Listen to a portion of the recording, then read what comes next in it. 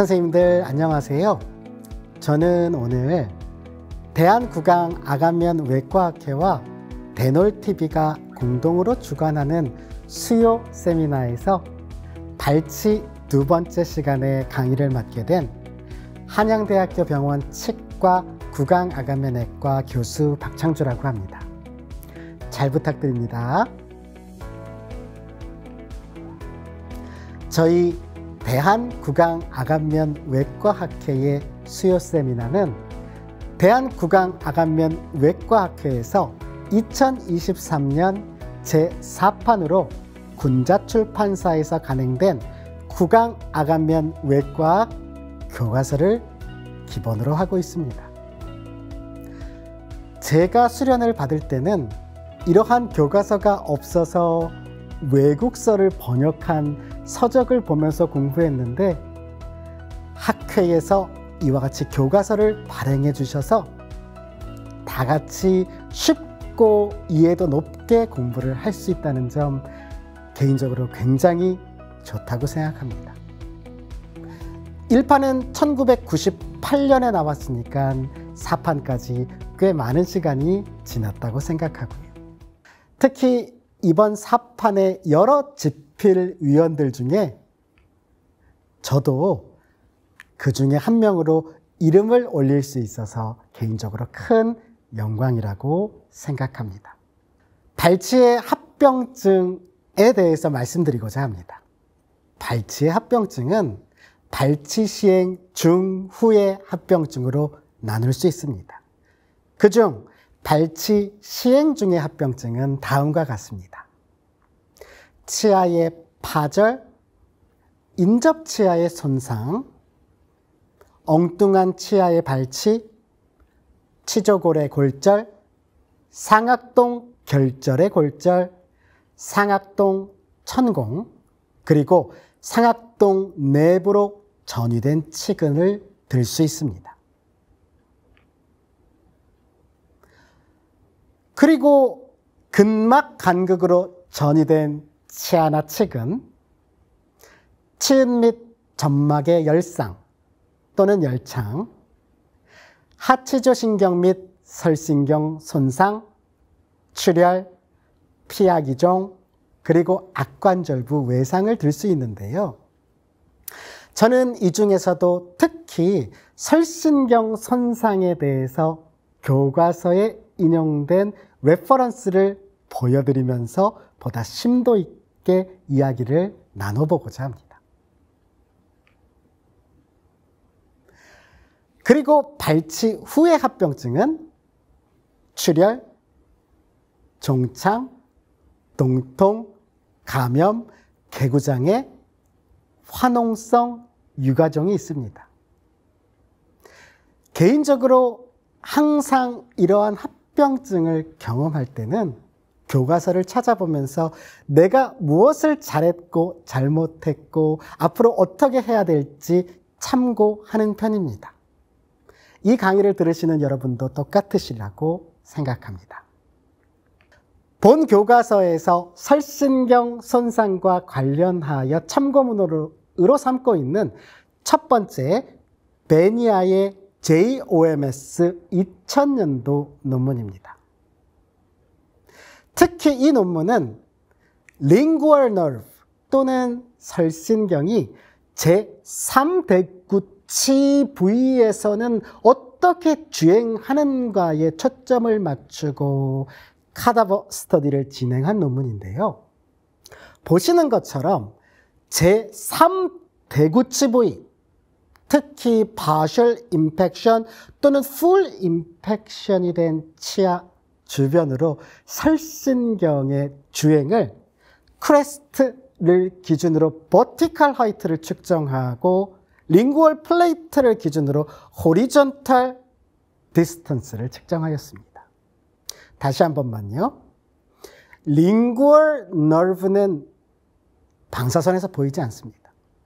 그렇기 때문에 이와 같은 카다버 스터디에서 크레스트에서의 vertical distance 그리고 lingual plate에서의 horizontal distance 를 재어서 링구얼 러브가 제3대구치 부위에서 어떻게 진행되는가를 조사한 논문입니다. 본 교과서에도 인용이 되어 있고 링구얼 러브를 언급할 때는 반드시 나오는 논문이라고 보시면 될 것 같습니다. 수치는 선생님들 잘 알고 계실 거라고 생각합니다. 바로 이 논문에서 평균 호리전탈하게는 2mm, 버티컬하게는 3mm의 거리를 두고 링구얼 너브가 제3대구치 부위에서 주행한다는 것을 보여준 바로 그 논문입니다. 다시 한 번만요. 평균적으로 하악 제3대구치 부위에서는 크레스트를 기준으로는 3mm, 링구얼 플레이트를 기준으로는 2mm의 거리를 두고 설신경이 주행한다는 것을 보고한 논문이고 이 교과서에도 언급이 되어 있습니다. 그리고 이 논문이 재미있는 점은 하악 제3대구치 부위에서 설신경이 어떻게 주행하는지를 보여줬다는 점도 굉장히 재미있습니다. 대부분 왼쪽에 보시는 바와 같이 링구얼 또는 설측으로 진행하지만 단 한 증례에서 이와 같이 설신경은 치조정 상방으로 올라와 있었습니다. 즉 레트로몰라 에리아의 정중앙 크레스트를 지나가고 있었다는 점이 굉장히 재미있습니다. 왜냐하면 만약에 설신경이 이와 같이 주행한다면 선생님들 인치전을 넣는 동시에 손상을 당하게 됩니다. 하지만 이 논문에서는 단 한 증례에서만 이런 결과를 보고하고 있고요. 이는 이전 유아기 또는 청소년기의 손상과 또는 외상과 관련이 있을 거라는 추정을 내놓고 있습니다. 대부분 설측으로 진행하기 때문에 인시전을 넣을 때 상방 또는 협측으로 약간 저희가 발치하는 듯 넣는다면 큰 문제는 없지만 이와 같이 설신경이 진행하는 경우도 있다, 드물게 있다는 점은 참고해 주셨으면 좋겠습니다. 그러면 제3대구치 부위 이외의 부위에서는 어떻게 설신경이 주행할까요? 거기에 대해서는 첸 등이 JOP 2009년도에 보고한 논문이 가장 많이 인용되고 있는 것 같습니다. 이 논문에서는 무엇을 보여주고 있냐면요. 제3대구치 부위 이외의 설신경은 링구얼 플레이트를 타고 진행해 오다가 제1, 2대구치 부위에서 혀 쪽으로 꺾인다는 것을 보여주고 있습니다. 그리고 각각의 거리를 측정해 보면 제2대구치에서는 크레스트로부터 대략 10mm, 제1대구치에서는 크레스트로부터 13mm, 그리고 제2소구치에서는 15mm 정도 버티컬 디스턴스를 두고 설신경이 지나가는 것도 보여주고 있습니다. 저희는 제3대구치 발치에도 관심이 많지만 최근 하구치부에 임플란트를 심을 때 불필요하게 설신경의 손상을 방지하기 위해서 이와 같은 제3대구치 이외의 부위에서 설신경이 어떻게 주행하는가, 링구얼 플레이트를 타고 오다가 제1, 2대구치에서 대부분 혀 쪽으로 넘어온다는 것, 그리고 각각의 버티컬 디스턴스를 다시 한번 확인하는 것도 선생님들의 임상에 큰 도움이 될 거라고 생각합니다. 자, 교과서에는 이어서 발치와 병행되는 부가 술식들을 설명하고 있습니다. 치관 절제술, 치조골 보존술, 요즘 유행하는 소켓 프리저베이션 또는 알베올라 리지 프리저베이션이죠. 교정력을 이용한 치아 이동술, 치백 절제술을 소개하고 있습니다. 저는 그 중에서도 치관 절제술에 초점을 맞춰서 인용 논문을 소개해드리고자 합니다. 특히 환자 대조군 연구로 치관 절제술 또는 코로넥토미를 소개한 논문은 이 하타노의 JOMS 2009년 논문이 가장 유명한 것 같습니다. 특히 환자 대조군 연구를 시행한 점이 이 논문에서 가장 눈에 띄는 점입니다. 치관 절제술 또는 코로넥토미가 뭔지 가물가물하시는 선생님들 이 그림을 보면 아실 거라고 생각합니다. 제3대구치에서 크라운을 CJ를 경계로 깨끗하게 커팅해서 크라운 부분 또는 치관 부분만 절제해내는 술식입니다. 그리고 이와 같은 치관을 드러낸 다음에는 뼈 크레스트 밑쪽에 남아있는 부분이 묻힐 수 있도록 나머지 부위를 깨끗하게 갈아주는 것 역시 필요한 술식이라고 생각합니다. 자, 이와 같은 치관 절제술은 왜 하는 것일까요? 바로 inferior alveolar nerve 또는 하치조 신경의 손상을 방지하기 위해서 그렇습니다. 잘 아시겠지만 너무 깊이 매복되어 있는 제3대구치를 바로 발치하다 보면 하치조 신경이 손상당하는 일이 있잖아요.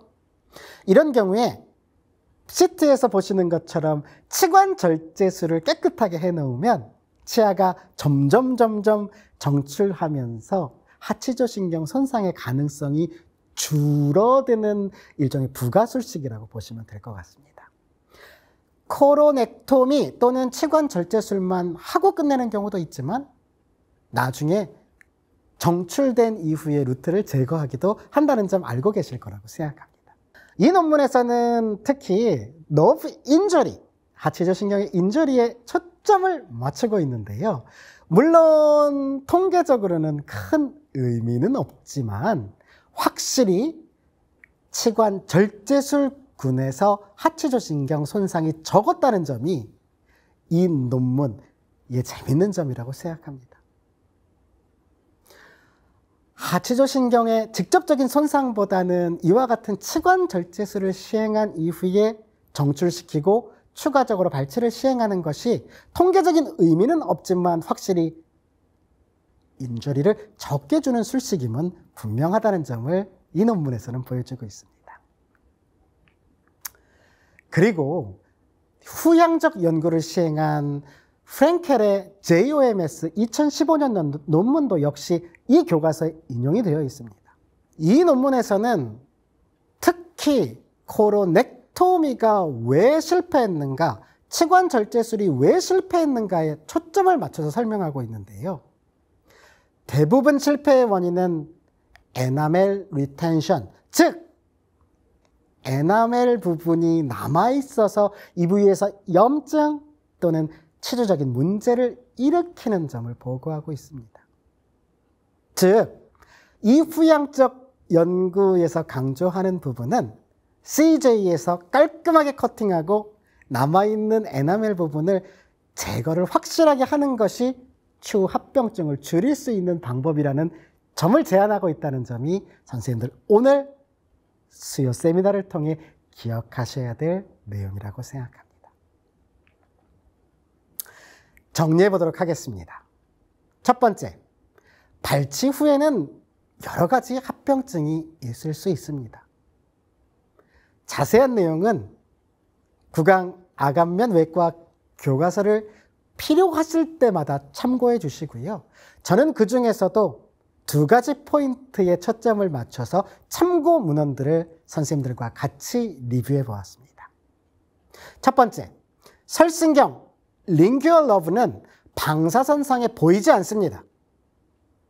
이 점이 중요합니다. 그러므로 제가 말씀드린 해부학적 정상 또는 놈을 꼭 참조해 주시기 바랍니다. 제3대구치 부위 또는 제1, 2대구치 부위에서의 수치도 기억해 주셨으면 좋겠습니다. 두 번째, 치관 절제술, 코로넥토미도 발치에 좋은 부가 대체 술식이라고 생각합니다.